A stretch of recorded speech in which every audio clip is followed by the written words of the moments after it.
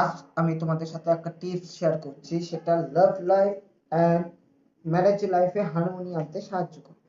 লাভ লাইফে যারা লাভ রিলেশনে যেতে পারছো না, তোমাদের ক্রাশ আছে, চেনো জানো, কিন্তু সেটাকে সেই রকম জায়গায় নিয়ে যেতে পারছো না, গুড ইন্টেনশন আছে বাট পসিবল হচ্ছে না, সেক্ষেত্রে এটা কার্যকরী হবে। সেটা হলো দুটো রোজ স্কোয়াশ এর হাঁস নিয়ে আসবে, একে অপরের দিকে যাতে রাখা যায়।